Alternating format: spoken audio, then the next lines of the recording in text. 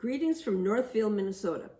I am Susan Hvistendahl, and I have written 3 historic happenings books about Northfield, St. Olaf, and Carleton, collected from my historic happenings columns, which I wrote for the Entertainment Guide between 2007 and 2016.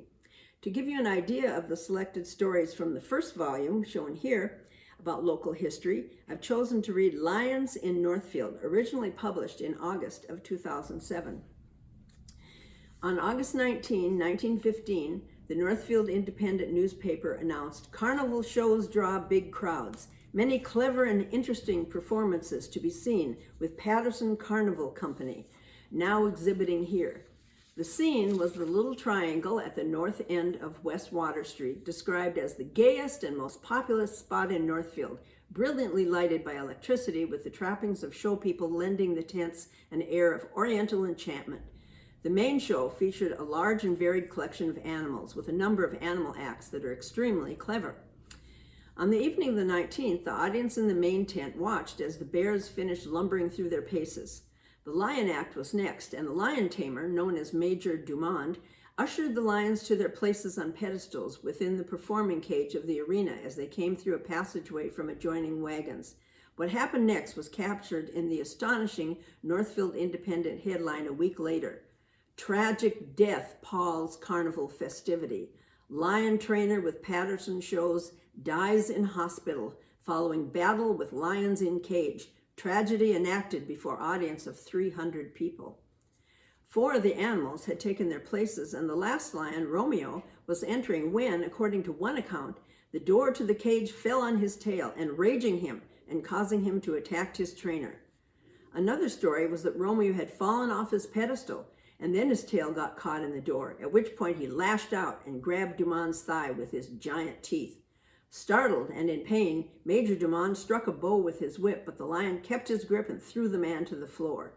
2 other lions then leaped from their pedestals and attacked the trainer, one almost tearing off the man's ear and the other seizing him by the throat and shoulder.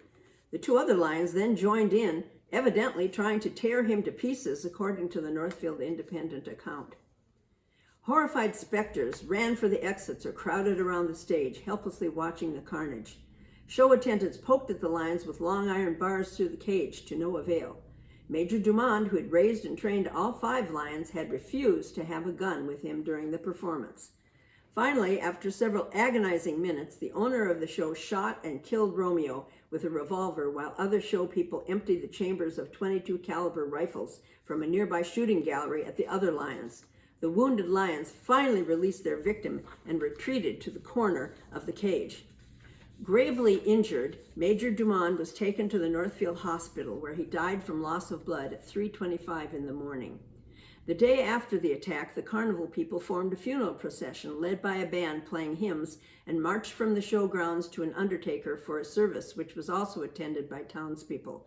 Major Dumond's remains were sent to his parents for burial in Nabbs, Indiana.